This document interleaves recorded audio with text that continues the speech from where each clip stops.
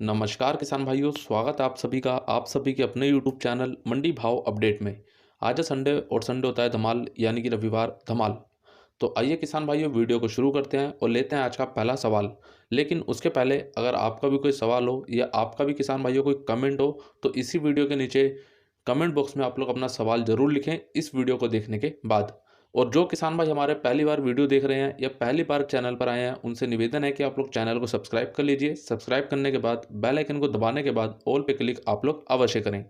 लेते हैं किसान भाइयों पहला कमेंट सूरज जी का। महाराष्ट्र में गर्मी वाली प्याज की बुआई शुरू हुई है, अगले दिनों में ज़्यादा शुरू हो जाएगी और जनवरी 15 से 25 तक चलेगी। तो किसान भाइयों, जैसा कि मैंने आप सभी को जानकारी दी थी कि महाराष्ट्र में गर्मी वाले प्याज की जो बुआई है वो 15 दिसंबर से 15 जनवरी तक देखने को मिल सकती है। तो हमारे सूरज जी हैं जिन्होंने जानकारी दी है और इन्होंने बताया है कि महाराष्ट्र में जो प्याज की बुआई है वो शुरू हो चुकी है। बाकी जो किसान भाई महाराष्ट्र से हैं अभी, आप लोग कमेंट करके अवश्य बताएं कि आपने अभी गर्मी वाले प्याज की बुआई शुरू की या नहीं। लेते हैं अगला कमेंट संदीप जी का। राम राम करण भैया, गर्मी वाले प्याज का क्षेत्र जरूर बढ़ रहा है, लेकिन वैसे देखा जाए तो उत्पादन हर साल कम हो रहा है। इसका मुख्य कारण उत्पादन बढ़ाने के लिए केमिकल खाद ज़्यादा डालना और हर साल वातावरण में बदलाव आना, कभी भी बारिश गिरना, कंपनियां किसानों को लूटने में लगी हैं। ये डालो आपका प्याज बढ़ेगा, वो डालो प्याज ज़्यादा निकलेगा। क्षेत्र बढ़ा, खर्चा बढ़ा, लेकिन उत्पादन नहीं बढ़ा। सोचो मेरे किसान भाई। सबसे पहले आपको भी मेरा प्यार भरा नमस्कार।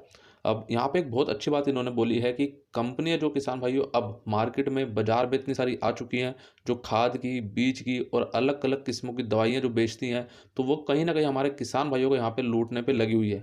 क्योंकि किसान भाइयों देखो, अगर आप एक सही तरीके से खेती करते हैं और अपना एक पुराने तरीके से अगर आप खेती करते हैं तो आपको बिल्कुल भी यहाँ पे नुकसान नहीं होगा।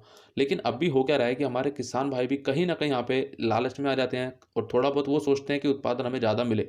देखो, सोचना बिल्कुल सही है आपका, क्योंकि हमारे किसान भाइयों को कहीं न कहीं नुकसान भी काफ़ी ज़्यादा देखने को मिलता है, कभी मौसम के कारण, तो कभी किसी बीमारी के कारण। तो देखो किसान भाइयों, यहाँ पे एक सोचने वाली बात है, जैसा कि हमें संदीप जी ने बोला कि कोई भी कंपनी आती है, बोलती है कि ये दवाई डालो आपका उत्पादन अच्छा देखने को मिलेगा, या फिर आप ये दवाई डालो आपका जो प्याज का साइज़ है वो अच्छा देखने को मिलेगा, या फिर ये डालो आपका जो प्याज है वो बढ़ेगा। मतलब ये काफ़ी चीज़ें हमें देखने को मिलती हैं। लेकिन किसान भाइयों, कभी आपने सोचा कि आप जो केमिकल जिस ज़मीन में डाल रहे हो उसमें आपका प्याज लगता है, ठीक है? और काफ़ी समय से आप लगा रहे हो, लेकिन दवाइयाँ डालने से किसान भाइयों जो उस ज़मीन की गुणवत्ता है उसका धीरे-धीरे ख़त्म होना, या फिर यूँ कहें किसान भाइयों उस ज़मीन की गुणवत्ता पर इस केमिकल का, इस दवाई का क्या असर पड़ेगा, आपने कभी नहीं सोचा, हमने कभी नहीं सोचा। तो इसको किसान भाइयों आपको सोचना पड़ेगा भी। और जो किसान भाई जो पुराने तरीके से खेती कर रहे हैं अभी भी, अभी हमारे काफ़ी किसान भाई ऐसे जिनसे मेरी बात होती है और वो काफ़ी पुराने समय से जैसे वो खेती करते आए थे, उनके पिताजी, उनके दादाजी, वो अभी उसी तरीके से खेती कर रहे हैं। तो अभी वो किसी तरह से केमिकल का प्रयोग नहीं कर रहे। बाकी इतना ही बोलूँगा किसान भाइयों, आप कोई भी किसी भी प्रकार की दवाई इस्तेमाल करते हैं या किसी भी प्रकार की आप दवाइयों को मार्केट से लेकर आते हैं, तो उसका ख़ास तौर पे ध्यान रखिए कि उसका आपके प्याज पर क्या असर पड़ेगा। एक बार हमारे किसान भाई से मेरी बात हो रही थी, तो उन्होंने मुझे बताया कि करण भाई, हमने ये दवाई डाली और इस दवाई डालने के बाद हमारे प्याज ठीक होने की बजाय और ज़्यादा ख़राब हो गई। तो किसान भाइयों देखो, केमिकल है, केमिकल 1 मिनट के अंदर उसको ठीक भी कर सकता है और 1 मिनट के अंदर आपकी पूरी फसल को ख़राब भी कर सकता है। तो ये निर्णय आपको लेना होगा कि आपको उत्पादन कैसा चाहिए, क्वालिटी कैसी चाहिए, या फिर आपको जल्दी चाहिए। लेते हैं अगला कमेंट बिहारी लाल गुजराती जी का। करण भाई नमस्कार, मध्य प्रदेश की मंडियों में प्याज भाव कम क्यों है? आपको भी मेरा नमस्कार। देखो, ये सवाल का जवाब मैं पहले भी कई बार दे चुका हूँ और पिछले संडे धमाल में भी इस सवाल का जवाब दिया गया था, और जो आपको रोज़ाना एक वीडियो दिया जाता है दिन में इंदौर मंडी का, उसमें भी इसका जवाब आपको दिया गया था। तो मेरा आपसे निवेदन होगा कि आप पिछले हफ्ते के जो वीडियो मैंने आपको दिए थे उसको एक बार देख लीजिए। उसमें मैंने आपको एकदम साफ बताया है कि मध्य प्रदेश में प्याज भाव कम क्यों देखने को मिलता है, महाराष्ट्र में प्याज भाव ज़्यादा देखने को क्यों मिलता है। लेते हैं अगला कमेंट कुणाल जी का। करण भाई, 2-4 वीडियो लहसुन पर भी बना दिया करो। देखो कुणाल जी, लहसुन के ऊपर मैं एक अलग से वीडियो इसलिए नहीं बना पाता क्योंकि इस वर्ष खासकर 2021 में हमें कुछ ज़्यादा कुछ खास देखने को नहीं मिला। लेकिन अगर वहीं पहले की बात करें तो पहले हमें काफ़ी चीज़ें देखने को मिली और लहसुन के भाव में लगातार परिवर्तन भी देखने को मिला। कल यही कुछ देखने को मिला मंदसौर मंडी में कि हमारे एक किसान भाई थे जिन्होंने अपने लहसुन का ढेर खुद जला दिया। तो वो खुद इतने दुखी हैं और दुखी होना यहाँ पे बनता भी है, क्योंकि इतनी मेहनत से लहसुन लगाने के बाद, इतने लंबे समय तक रखने के बाद, कहीं न कहीं उन्होंने खुद ब खुद उस लहसुन के ढेर को आग लगा दिया। तो ये चीज़ें सरकार को देखनी चाहिए। अब यहाँ पे बात करें, देखो आपने बोला कि लहसुन के ऊपर एक अलग से वीडियो बना दीजिए।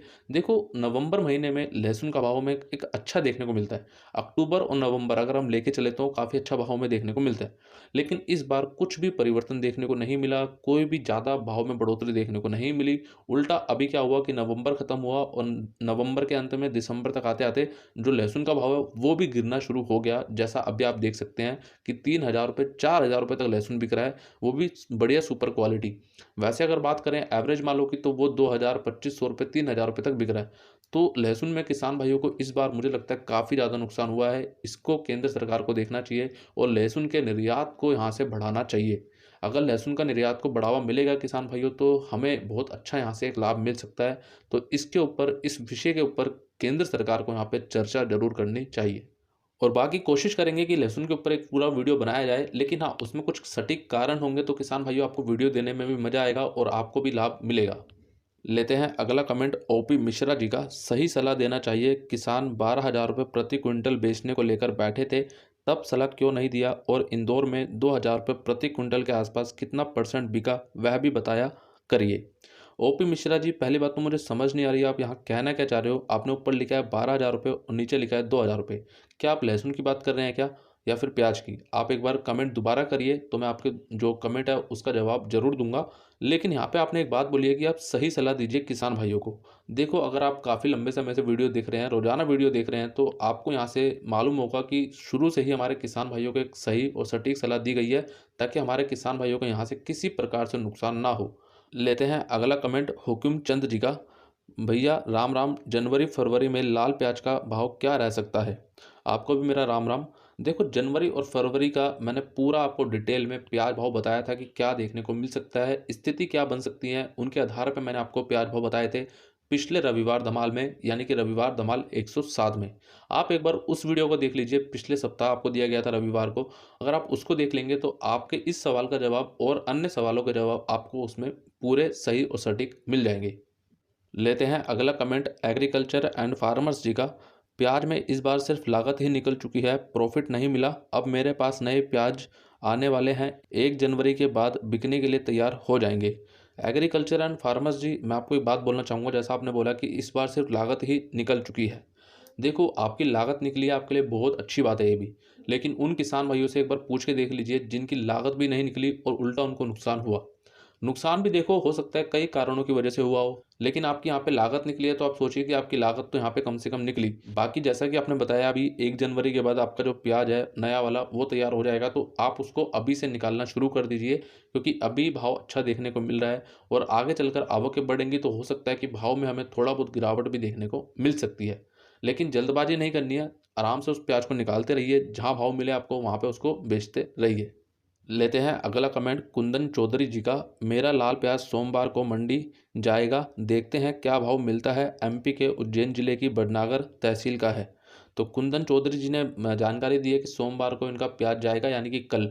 तो कुंदन जी, आपसे मेरा निवेदन होगा कि आप कमेंट बॉक्स में ज़रूर बताना कि आपका प्याज किस भाव पे बिका, ठीक है? क्योंकि हमारे किसान भाइयों को जानकारी मिल सके कि हाँ, रोजाना वीडियो देखने के बाद भी हमें यहाँ से फ़ायदा मिलता है या नहीं। बाकी मैं उम्मीद करता हूँ कि आपको भाव अच्छा मिले। लेते हैं अगला कमेंट ब्रजेंद्र कुमारी जी का। सर जी नमस्कार, प्याज के बीज भी बताया करो।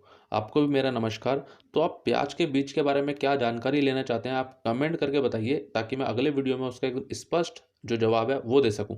लेते हैं अगला कमेंट सूरज दुबे जी का। करण भाई, मैं सूरज दुबे महाराष्ट्र से, कल मेरा प्याज बिका, नया लाल प्याज दिनांक 14 तारीख को लेके गया था, भाव 2,800 रुपये बिका इंदौर मंडी में, और अभी और बचा है तो जनवरी में निकलेगा, तो भाव कैसा रहेगा? तो सूरज जी ने यहाँ पे जानकारी दी है, इनका प्याज 14 दिसंबर यानी कि किसान भाइयों आज से 4 दिन पहले ही 2,800 रुपये इंदौर मंडी में बिका है।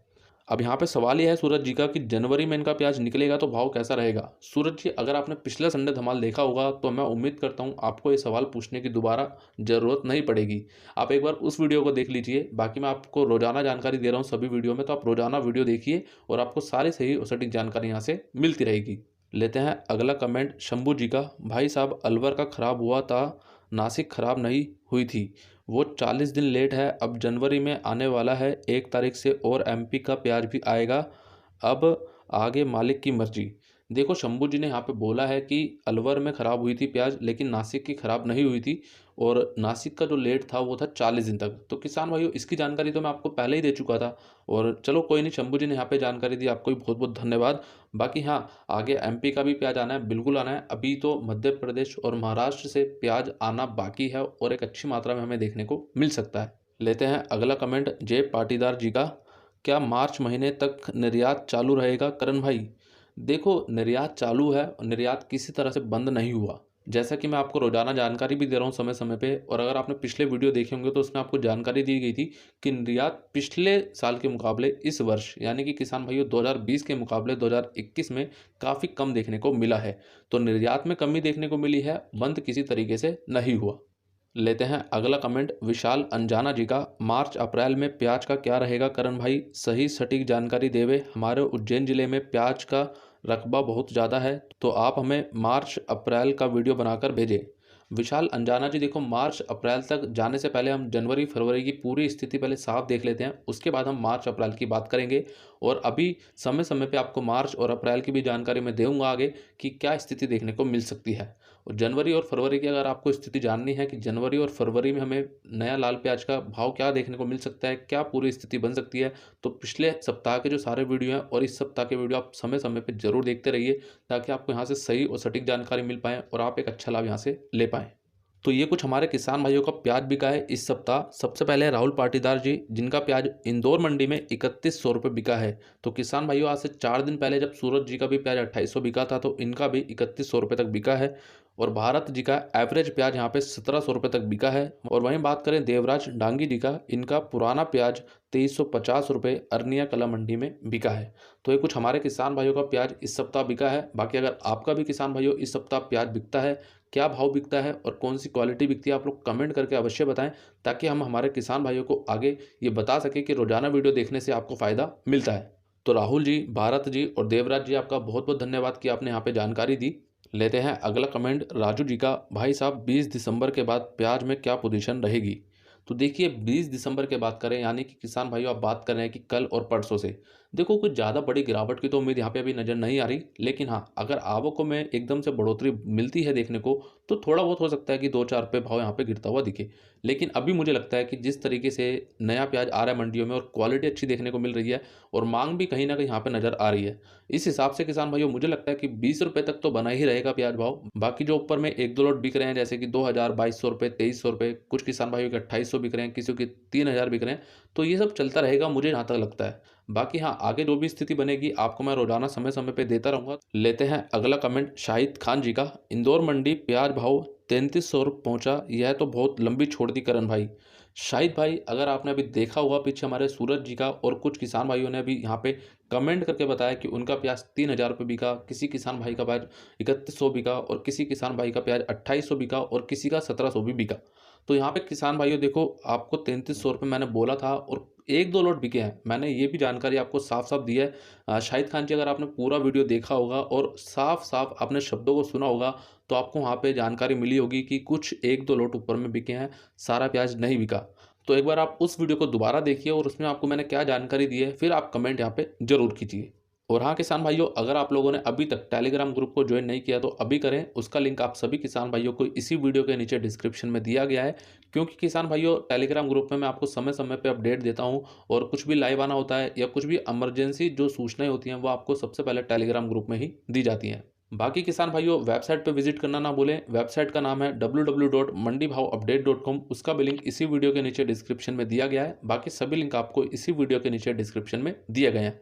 बाकी आप सभी किसान भाइयों को ये वीडियो कैसा लगा आप लोग कमेंट करके एक बार अवश्य बताएं, और कमेंट करने के बाद इस वीडियो को जितना ज़्यादा हो सकता है हमारे सभी किसान भाइयों तक शेयर जरूर करें, ताकि रोजाना की सभी जानकारी यहाँ से हमारे सभी किसान भाइयों को मिल सके।